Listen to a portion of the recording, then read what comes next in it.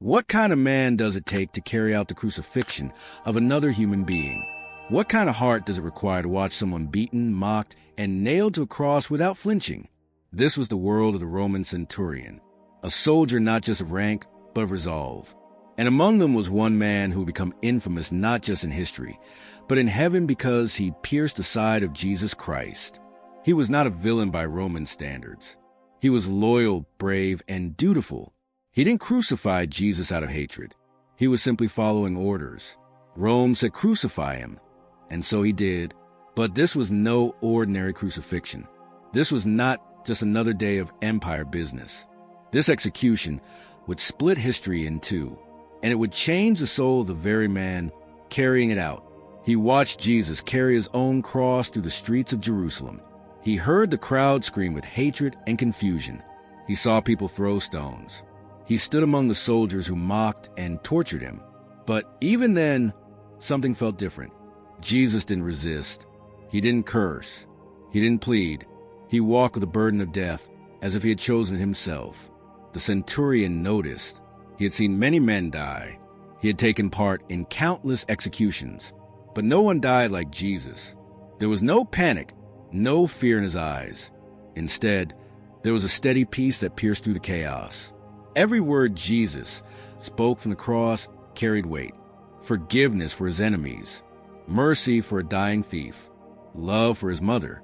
And when darkness covered the sky and the earth trembled, even this hardened soldier felt it. This was no ordinary man. When Jesus cried out, "It is finished," and breathed his last, the ground split open beneath their feet. The temple veil tore in two. The heavens fell silent. And the soldier who had pierced the body of the Son of God fell to his knees and said aloud what no Roman dared say. Truly, this man was the Son of God. From that moment, his life would never be the same. He had fulfilled his duty, but something eternal had been awakened in him. The spear that confirmed Jesus' death would become a symbol of something greater grace, reaching down to the very man who delivered the final blow. The soldier would never forget what he had seen, what he had done, or who he had pierced. This is the story of a man many know by name as Longinus, a man who went from servant of Caesar to servant of Christ, from a wielder of spears to a witness of the cross, from the one who spilled holy blood to the one redeemed by it. His fate was dark, yes, but not without redemption, because the man who pierced God also came to believe in him. And for that reason, his story continues to speak across the centuries, not as a warning, but as a testimony. Jerusalem was restless that morning. The Passover was near, and pilgrims had filled the city. Traders shouted in the streets. Priests prepared rituals in the temple. And on the outer edge of the city, soldiers prepared for another execution. 3 men were sentenced to die on crosses that day. 2 criminals, and one who would become the center of an unexpected storm, Jesus of Nazareth. The Roman centurion assigned to oversee the crucifixion was a seasoned warrior. His name was Longinus. He had fought in battles, commanded men, and carried out many executions. He was respected and feared. To him, crucifixion was nothing new. It was justice. It was order. It was Rome. But even before the hammer struck the first nail, something was off. Jesus had already been beaten nearly to death. His face was bloodied and swollen, his back shredded by the whip. He was silent, not with the silence of resignation, but with a strange calm. He did not scream at his tormentors. He did not beg for mercy. He walked as if he had accepted this death before it ever began. The centurion led the soldiers with strict command. He made sure the crosses were in place, the nails ready, the guards alert. To him, this was just another duty. The orders had come from Pilate himself, and the man was to be executed for claiming to be king of the Jews. Nothing more needed to be said, but as the crowd gathered, the energy felt different. People weren't just curious, they were divided. Some were furious, others were weeping. Women clutched their children. Men cursed under their breath. Religious leaders watched with satisfaction, while a few quiet followers looked on in heartbreak. And the centurion stood at the center of it all, stoic, yet strangely unsettled. He had heard rumors about Jesus' miracles, teachings, conflicts with the religious elite. Some said he healed the sick. Others said he raised the dead. Most dismissed him as a troublemaker, but the centurion wasn't interested in politics or prophecy. His job was to make sure the man died, and he was good at his job. As Jesus stumbled beneath the weight of the cross, Longinus gave the order to press on. The soldiers pushed the crowd aside, dragging Jesus through the street toward Golgotha. Along the way, Jesus collapsed again and again. A man from the crowd, Simon of Cyrene, was forced to carry the cross behind him. The centurion allowed it, not out of compassion, but efficiency. The prisoner had to reach the hill alive if he was to be crucified. When they arrived at Golgotha, the preparations continued like clockwork. The soldiers stripped Jesus of his garments. They threw dice for his clothing. They positioned him on the wood, and Longinus gave the order to begin. But even then, Jesus looked at the men driving nails into his hands and said, "Father, forgive them, for they know not what they do." The centurion heard it, and for the first time, something cracked inside him. He didn't understand it, but it pierced deeper than any sword could. This was not how men died. This was not how criminals faced death. There was no fear, no hatred, only peace and a presence he could not explain. The crucifixion had only begun, but the centurion had already sensed it. Something far beyond Roman law was unfolding here. Something that would mark not just the end of one man's life, but the beginning of a story that would never die. Before the cross, before the blood, before the soldiers' doubt, there was a courtroom soaked in politics, fear, and betrayal. The trial of Jesus was never about justice, it was about power. And in the middle of it stood a man who spoke few words, yet shattered every illusion to control the world thought it had.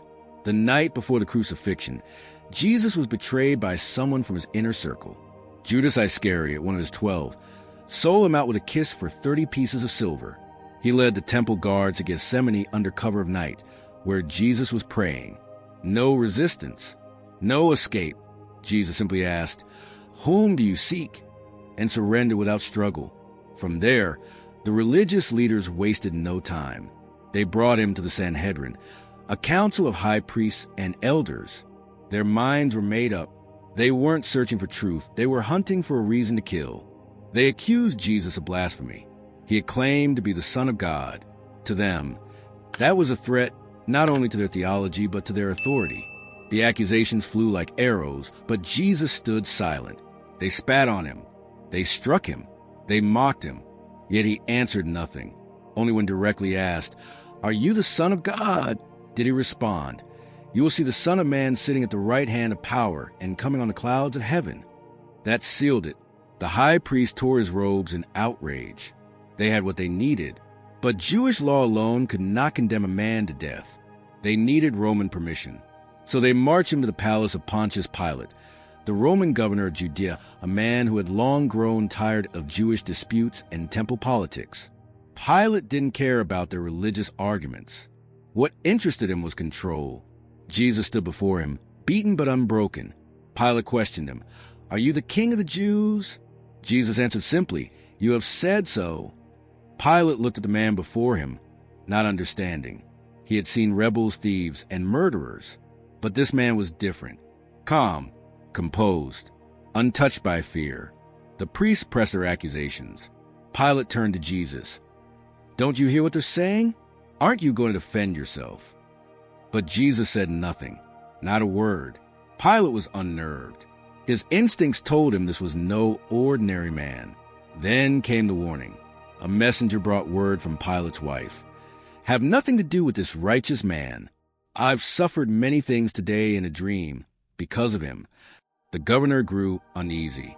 He tried to release Jesus, but the crowd, stirred up by the priests, shouted for Barabbas, a murderer, to be freed instead. Pilate stood before the mob. "What shall I do with Jesus, who is called the Christ?" The answer came like thunder. "Crucify him." Again he asked, "Why? What evil has he done?" But the chant only grew louder. "Crucify him! Crucify him!" And so Pilate caved.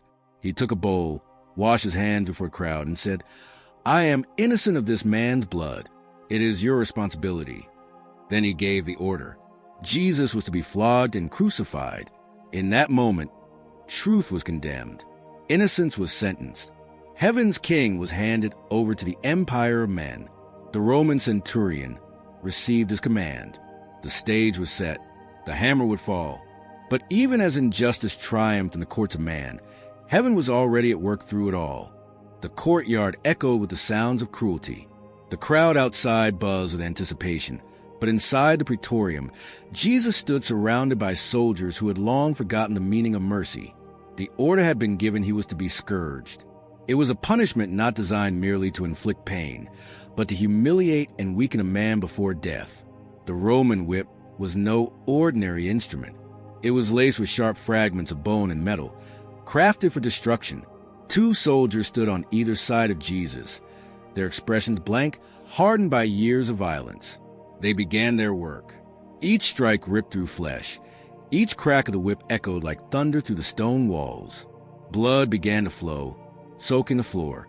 Longinus, the centurion in charge, stood watch. His arms were crossed, his face unreadable. He had seen many men broken this way. He had commanded these punishments before. But something in him stirred something small, something unfamiliar. He noticed Jesus made no sound, no scream, no plea. He took every lash with a strength that was not of this world. When the soldiers tired the beating, they moved to mockery. They dragged a tattered purple robe from a pile and threw it over Jesus' torn back. A crown made of thorns was twisted together and pressed onto his scalp, forcing fresh blood to run down his face. They placed a reed in his hand like a scepter and knelt before him, laughing. "Hail, King of the Jews," they jeered. One struck him across the head. Another spat in his face. Jesus remained still. Longinus did not stop them. It was not his place.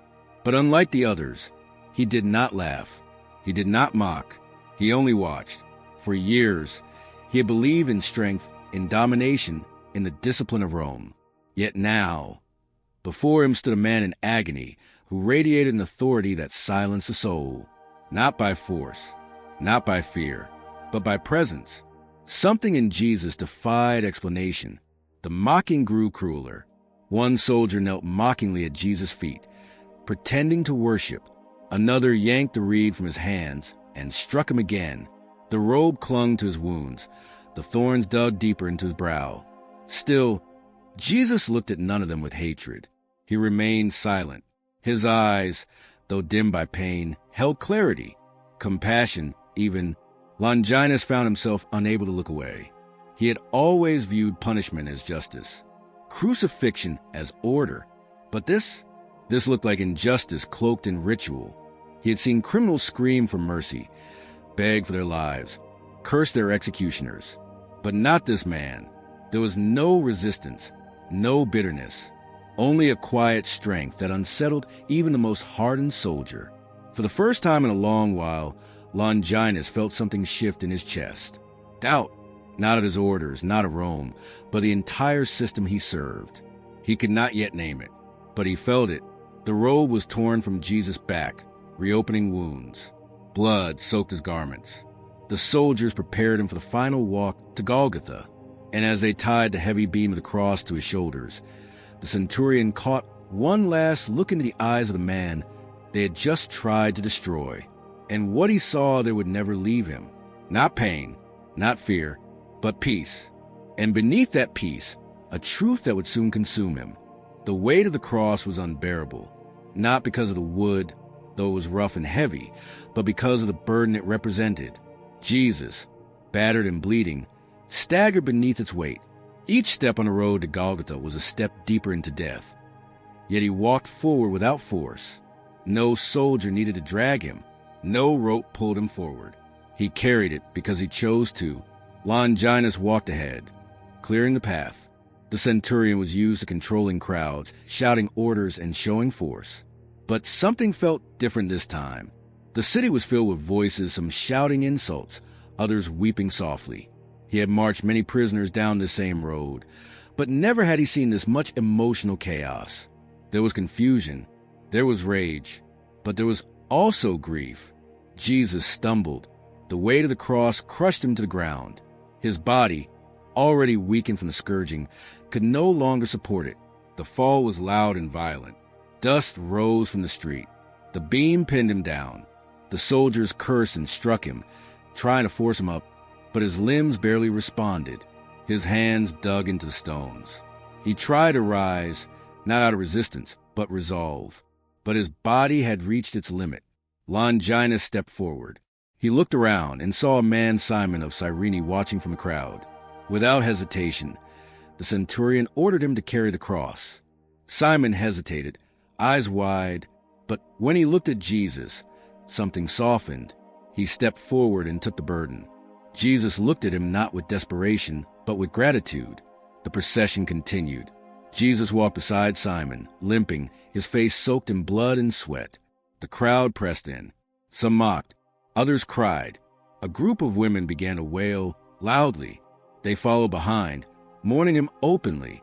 Jesus, though nearly collapsing, turned to them and said, "Daughters of Jerusalem, do not weep for me. Weep for yourselves and for your children." Longinus heard those words. They echoed in his ears, louder than any cry or shout around him. Even as he approached death, Jesus thought not of himself, but of others. Even with a broken body, his heart remained whole. The centurion looked at the man he was leading to execution and realized this was not weakness. This was power unlike anything Rome had ever shown. Mary, the mother of Jesus, had found her way through the crowd. She reached him just as he fell again. This time, she knelt beside him, her hands trembling as she touched his torn body. Jesus lifted his head and whispered, "You see, Mother, I make all things new." Longinus, standing nearby, heard the words but could not understand them. They didn't sound like the words of a dying man. They sounded like a promise. Each fall Jesus took was more brutal than the last. But with each fall, he rose, not because he had the strength, but because he had the will. The road to Golgotha was not just a path of death. It was a journey of surrender, of love poured out with every drop of blood. Longinus continued walking, but with every step, he became less certain of himself. His training, his beliefs, his sense of justice, all were beginning to unravel. He was leading a man to die, and yet it felt as though the one being executed was the only one truly alive. They reached Golgotha, the hill of the skulls, the place where the condemned met their end. But what Longinus did not yet know was that the real death coming that day was not only Jesus, it was the death of every lie, every fear, every darkness that had ruled the world. And it had already begun. Golgotha stood quiet, cold, and cruel. The hill had witnessed countless deaths, but none would match what was about to unfold. The wooden crosses were prepared. The nails were ready. The soldiers were numb. It was routine: fasten the wrists, drive the nails, hoist the cross. Another execution. Another warning to the world about what happens when you defy Rome. Jesus was laid down on the beam, without resistance. No struggle. No pleading. His arms stretched outward willingly, as if he was not being conquered, but offering himself. The soldiers didn't question it. They pinned his limbs with iron nails. Each strike echoed like thunder. Flesh tore, blood spilled. Yet from his lips came no curse, no scream. Only silence. Longinus stood nearby, watching. His hands were steady, but his soul was shaking. He had overseen many crucifixions. He had heard the screams, the curses, the final gasps of dying men. But never this. Jesus' silence was deafening. It wasn't defeat. It was deliberate. It wasn't weakness. It was surrender of a different kind, one that unsettled the very foundation of the centurion's heart. The soldiers hoisted the cross upright.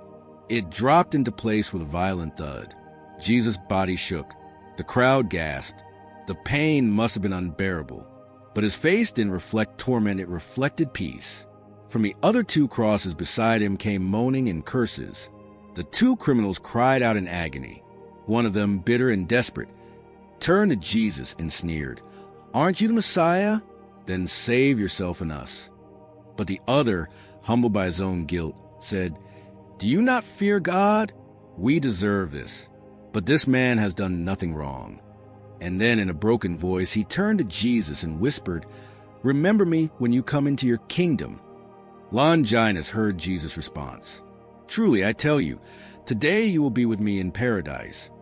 The word struck the centurion harder than any blade ever could. Even in agony, Jesus gave hope. Even at the edge of death, he extended grace. This was not the voice of a dying man. This was the voice of a king. Not a king of armies or politics, but of eternity. Hours passed. The sun darkened. Shadows fell over the land. The earth itself seemed to groan under the weight of what was happening. Longinus stood at his post, but his eyes never left the cross. He was trained to be alert for threats, to ensure order was maintained. But he was no longer guarding a prisoner. He was witnessing a mystery. Jesus spoke again not in rage or bitterness, but in forgiveness. "Father, forgive them, for they do not know what they're doing." Forgiveness for the soldiers, for the crowds, for the ones who mocked, who spit, who pierced. Even for the centurion. Longinus felt something collapse inside of him. All his years of duty, all his pride in Roman justice, suddenly felt hollow. The sky grew darker. Thunder rumbled. The ground began to tremble. Longinus didn't move. He couldn't. His heart pounded. His knees weakened. He was watching a man die, but what he was truly witnessing was heaven touching earth. The line between the divine and the mortal was breaking right in front of him. Jesus cried out with a voice that shook the sky, my God, why have you forsaken me?" Silence followed. Then he said, "It is finished." And finally, "Father, into your hands I commit my spirit." With those final words, he bowed his head, and the Son of God died. The earthquake struck immediately. The ground split. Stones broke. The temple veil in Jerusalem tore from top to bottom. The people around began to scream and flee. But Longinus stood still, his mouth open before he could think. The words came not from logic, but from truth that had finally broken free. Truly, this man was the Son of God. He didn't understand everything in that moment, but he knew one thing with terrifying clarity. He had just killed the only innocent man who had ever lived, and that man was divine. The moment Jesus died, the world reacted like it had lost its center. Darkness covered the sky, not like the approach of evening, but like a curtain had been drawn over creation. The sun vanished. The wind howled through the valley. The earth groaned beneath the weight of what had just happened. Then came the earthquake. It wasn't mild. It wasn't symbolic. It was violent and undeniable. The ground beneath Golgotha split open. Stones cracked. Tombs opened. The very earth convulsed, as if creation itself mourned the death of its creator. People screamed. Some fell to the ground. Others ran in terror. But Longinus stood frozen. He had heard many men scream in death. He had watched life slip from eyes full of anger or fear. But Jesus had died with peace in his voice. His final words weren't curses, but surrender. "Father, into your hands I commit my spirit." And the moment those words left his mouth, the world itself seemed to break in two. News began to spread. In the temple, the great veil, the massive curtain that separated the Holy of Holies, had been torn from top to bottom. It wasn't cut by human hands. It was split by divine power. The symbol was clear. The barrier between God and man was no more. Heaven had been opened through death. Longinus looked up at the cross. Jesus' body hung lifeless. Blood still trickled down the wood. The mocking crowd had gone quiet. The sneers faded into whispers. The confidence of the priests turned to confusion. The laughter of the soldiers stopped altogether. And in the middle of the silence, one man, the centurion, broke open. He dropped to his knees. His helmet hit the dust. His eyes welled up with tears he didn't understand. He had killed hundreds. He had seen terror. But this was reverence, awe, shame, and awakening. Truly, this man was the Son of God. He said it again, louder, not to the other soldiers, not to the crowd, but to himself. Not because he needed to believe it, but because now he couldn't deny it. The Jesus he had just crucified had not died like a man. He had died like a lamb, innocent, willing, with strength wrapped in surrender. And that realization tore through the centurion like the earthquake tore through the rocks. Longinus had spent his entire life serving empire. His faith was in Rome. His loyalty was to Caesar. But in that single hour, all his certainty shattered. The death he had delivered had opened his eyes. He looked at his hands, the hands that had commanded the crucifixion, the hands that had held the spear. They were stained with the blood of the Son of God. But he could not look away in horror.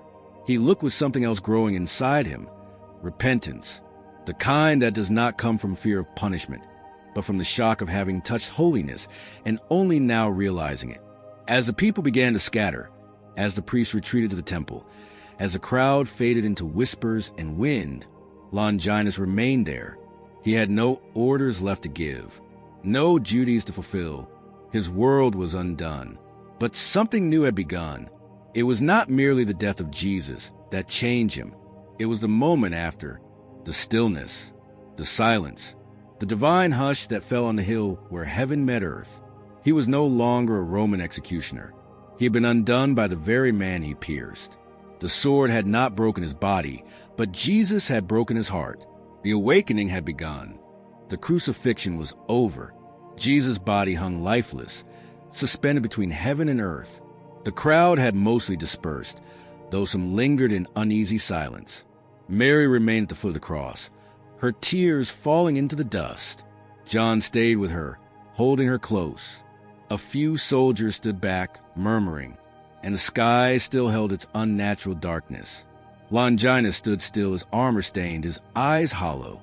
Something inside him had broken open, but the moment was not yet finished. There was one final duty to perform. Jewish law demanded that bodies not remain on crosses during the Sabbath, especially with Passover approaching. The priests, still clinging to their appearances of holiness, had sent word to Pilate. The executions must be completed swiftly. The order came back that the legs of the crucified men should be broken to hasten their deaths. Crucifixion was slow, and breaking the legs would prevent them from pushing up to breathe. Longinus gave the command. 2 soldiers approached the criminals on either side of Jesus. They lifted heavy iron bars and struck hard. Bones snapped, flesh tore. The men screamed in agony. Their suffering, now unbearable, brought death quickly. But when they came to Jesus, they paused. Something was different. His chest no longer rose. His head hung low. He was already gone. Longinus could see it. There was no struggle, no breath, no life left in the body. Still, protocol demanded confirmation. Longinus stepped forward. In his hand, the same hand that had once lifted swords in glory, now held a Roman spear. Without hesitation, yet without force, he pierced Jesus' side. And in that moment, something happened that would mark him forever. Out of the wound came not only blood, but water, a mixture unlike anything he had seen before.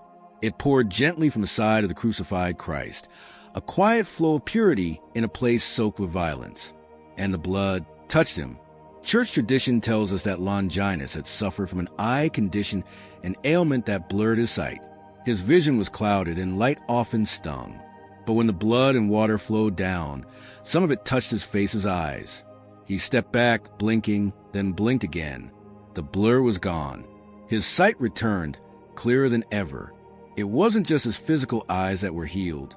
His soul saw, for the first time, without blindness. The blood he had shed became the very blood that healed him. The spear he had used to wound now became a symbol of grace. Longinus looked at the blood dripping from its tip, not with guilt alone, but with awe.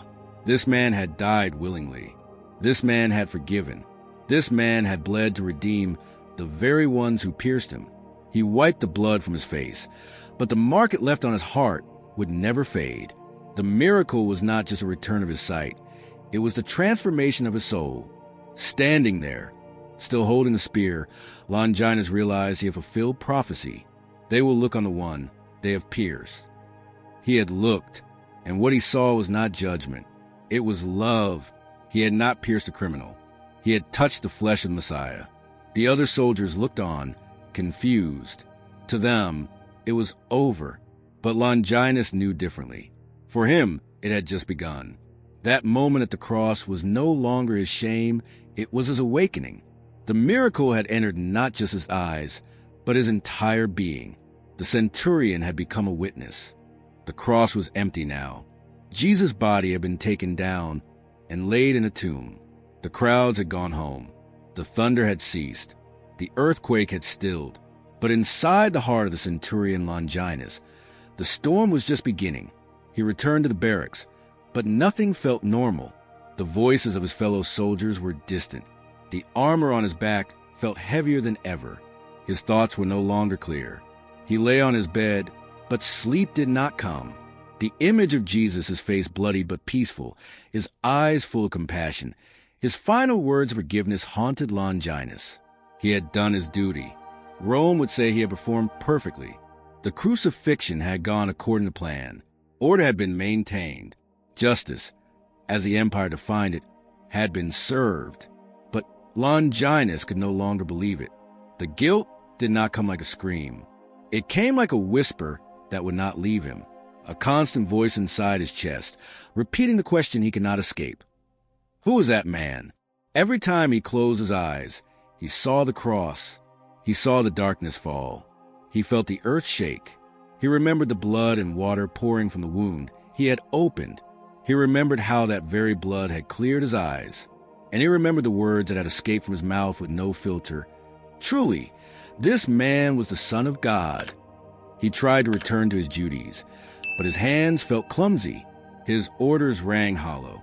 When he looked at the other soldiers, he no longer saw comrades. He saw men lost in a system of power that crushed truth without thinking.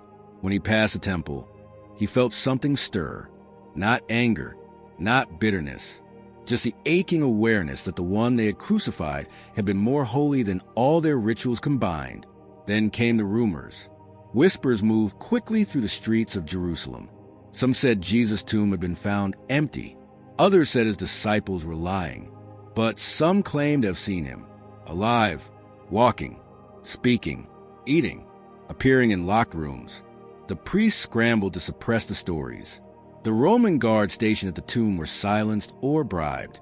But truth moves like wind that cannot be contained. Longinus said nothing, but every word he heard carved deeper into his soul. He wasn't surprised. He had known the moment Jesus died that death could not hold him. He had known it when the sky turned black and the earth trembled.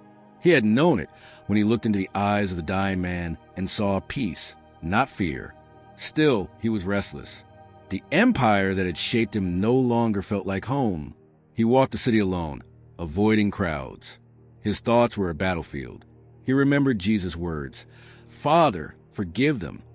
Could that forgiveness reach even him?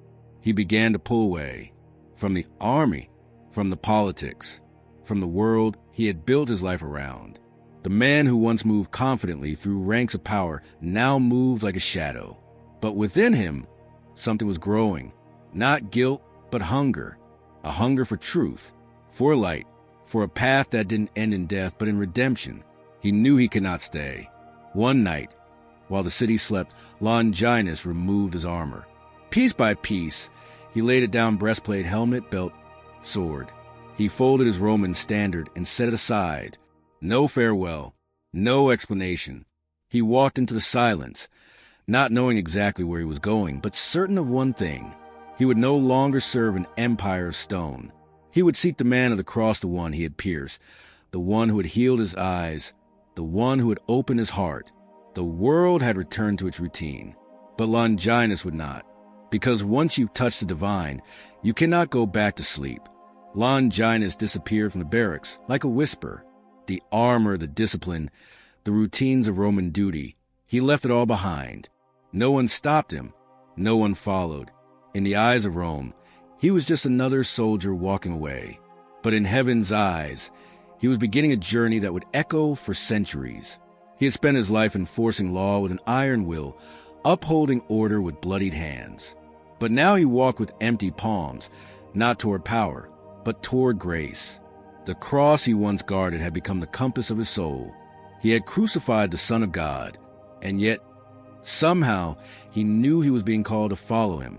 He sought the followers of Jesus. At first, they feared him. He had been one of the enemy, a Roman centurion, a symbol of oppression. But they saw something in him, something broken and real. He did not come with threats or commands. He came with questions, with trembling hands, with eyes that had seen too much. And slowly, they welcomed him in. He sat among them in silence, listening to their stories. Stories of miracles, of teachings on mountainsides, of bread that never ran out, of water turned to wine. He heard of Lazarus rising, of blind men seeing, of lepers cleansed by a single touch. But most of all, he heard them speak of the man he had crucified not just as a teacher, but as the risen Lord. And he believed, not because of stories alone, but because of what he had witnessed with his own eyes. He remembered every moment at Golgotha, the silence, the forgiveness, the surrender. He had felt the ground shake. He had watched the darkness fall. He had pierced the side from which blood and water flowed. He had stood beneath the dying Son of God. He had confessed the truth without understanding it. Now he understood. The man he had nailed to the cross had not been conquered. He had been victorious. His death was not the end, it was the door. And somehow, in the great mystery of grace, that door had opened for Longinus. He was baptized.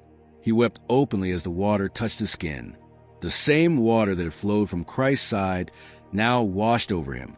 The blood he had spilled became the blood that redeemed him. The spear that confirmed Jesus' death became the turning point of his own life. He began to preach. At first, he spoke only in whispers. He told his story to small gatherings, how he had stood at the cross, how he had witnessed the sky turn black, how he felt the earth move beneath his feet, how the man he killed had changed him. But the more he spoke, the more people listened. His story wasn't hearsay. It wasn't a second-hand account. It was eyewitness testimony from a man who had been there. He traveled to distant lands, places like Cappadocia and Caesarea, in what is now modern-day Turkey. He walked dusty roads not as a soldier of Rome, but as a soldier of the cross. He no longer carried a spear. He carried the gospel. He no longer shouted orders. He whispered truth. And everywhere he went, people believed, not because he was eloquent, not because he was a great teacher, but because his life was the message. He had pierced the Son of God, and yet he had been forgiven, transformed, redeemed. Longinus, once a nameless centurion, had become a beacon of mercy.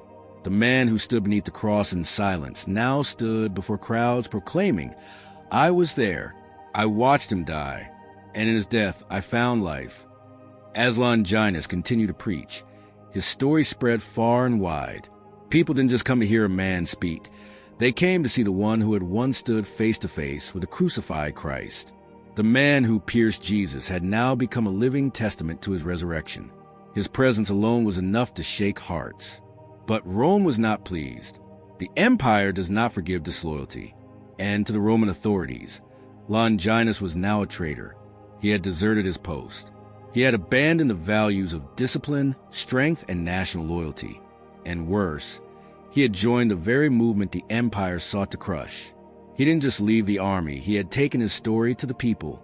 And every person who heard it came one step closer to questioning the might of Rome. His preaching gained attention too much. Reports reached the ears of Roman officials that a former centurion was stirring crowds with talk of a crucified Jewish rabbi who had risen from the dead. That was dangerous.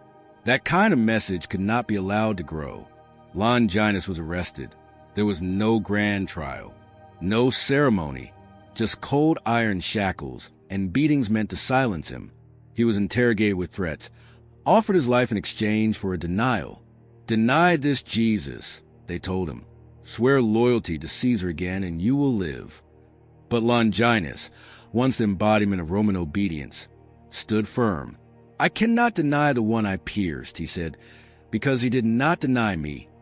They beat him again, but they could not undo what had happened. They could not unsee the change in his eyes. They could not remove the peace in his soul. Even as they tortured him, he showed no fear. The man who had once overseen executions now walked toward his own without flinching. The execution was quick. They took him outside the city. A lonely hill, far from the crowds and the temples, was chosen for his final breath. He was given no armor, no sword, only the clothes on his back and the faith that filled his heart. The same empire that had trained him to kill would now kill him for believing. They beheaded him. The one who had stood at the cross now fell beneath one, but not in defeat. He died with his eyes open, looking toward heaven. Some say his final words were the same ones spoken by Jesus. "Father, into your hands I commit my spirit." There was no trumpet, no royal fanfare, just silence. And yet, in that silence, the heavens received a man who had once lifted a spear against the Son of God and had been redeemed by that very blood. He was buried in Cappadocia, and soon the stories began to spread. Locals claimed miracles occurred at his grave. The blind came and left with sight. The sick were healed. People said the ground itself felt holy. Word reached the early church, and his name began to be spoken not in shame, but in reverence, not as a killer, not as a traitor, but as a martyr. The first Gentile to recognize Jesus as the Son of God had sealed his testimony with his own blood. Rome had silenced his voice, but not his witness. For every time his story was told, another soul awakened to the truth that no sin is beyond the reach of grace. No past is too stained for redemption, and no one who truly sees the cross ever remains the same. Longinus died like many others under Roman rule quietly, far from glory, far from the halls of power. But his legacy was not buried with his body. In fact, it had only just begun. The man who had once pierced the side of Christ would, in time, be remembered not for that act of violence, but for the testimony that followed. His name would be spoken not with fear, but with reverence. He would be called saint, not soldier. In the years that followed his death, the memory of Longinus took root among the early Christians. His story was passed from voice to voice, from city to city. They spoke of the Roman centurion who had confessed the divinity of Jesus at the foot of the cross. They told of the miracle that opened his eyes, how the blood and water that flowed from Jesus' side healed his sight and awakened his soul.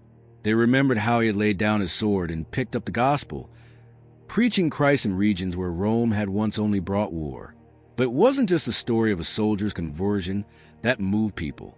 It was the proof it offered, living proof that no one is too far gone, that even the hand that pierced the Son of God could become a hand raised in worship, that even the mouth that gave the execution order could one day speak truth with boldness. Longinus became a symbol of redemption, especially for those who thought themselves unforgivable. Church tradition honored him.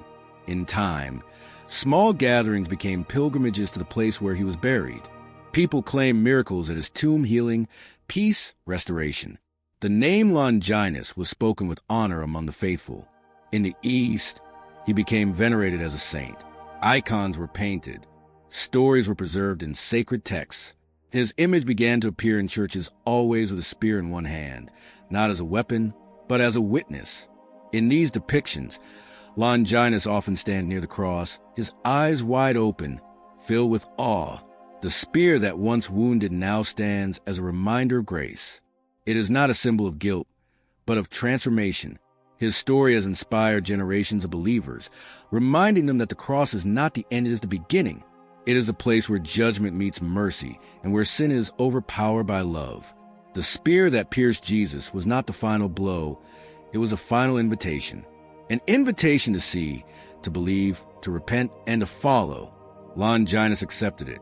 And through him, countless others found the courage to do the same.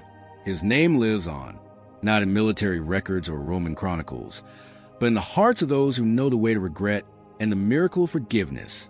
He reminds the world that the path to sainthood is not reserved for the pure, but for the humbled, not for the strong, but for the broken who choose to be made whole.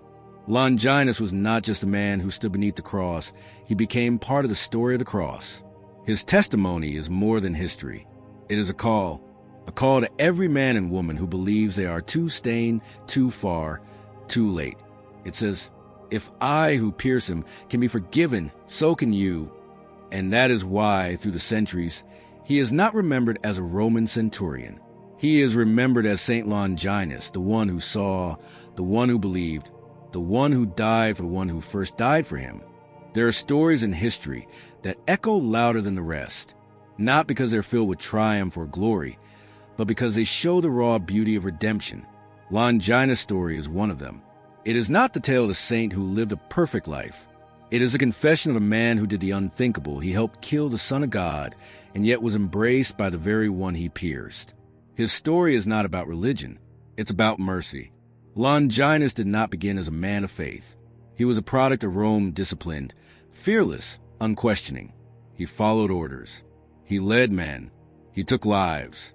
He believed in the empire and all it stood for. To him, crucify a man who disrupted the peace was just another assignment. Nothing personal. Nothing more than duty. Until he met Jesus. He saw him beaten. He watched him mocked. He gave the order to drive the nails. He pierced his side with a spear. And through it all, Jesus never raised his voice, never retaliated, never hated. Instead, he forgave. Instead, he offered peace. Instead, he died with grace and purpose. That was what broke Longinus. Not the fear of punishment, not the guilt of violence, but the realization that the one he had crucified had loved him even in death. He looked into the eyes of Jesus and saw no condemnation, only mercy. That look shattered everything he thought he knew about strength, about power, about justice.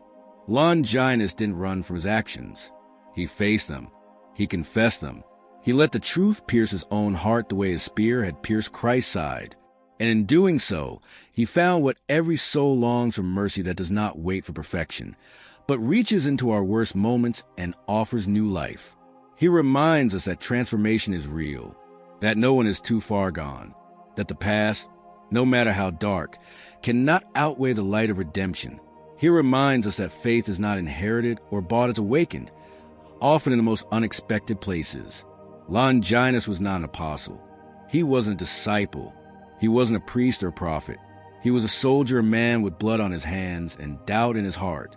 And yet, he became one of the first to declare, without shame or hesitation, that Jesus was truly the Son of God. He shows us what it means to truly see the cross, not as a symbol of death, but as a door to life, not as a punishment, but as a promise, not as a tragedy, but as the turning point of all history. He saw the blood, and instead of being repulsed, he was healed by it. And if there is hope for a Roman centurion who helped kill Christ, then there is hope for every one of us. We all carry our crosses. We all have our pasts. Some carry guilt. Others carry pain. But the cross that Longinus stood beneath was built to carry it all. And it still does. His is a story of a man who met mercy not in a temple, not through ritual, but in the dust of a hill called Golgotha, standing before a dying man who spoke life. That encounter changed him. And it can change you too. You just heard the story of a man whose life was changed forever, not by force, not by religion, not by fear, but by grace. Longinus, the Roman soldier who stood beneath the cross, didn't plan to become a believer. He didn't go looking for salvation. He simply did his job. And yet, in that ordinary duty, he encountered the extraordinary mercy of God. This story isn't just about him. It's about all of us. We live in a world where it's easy to feel too far gone, too broken, too stained by the past. But the cross doesn't call to the perfect.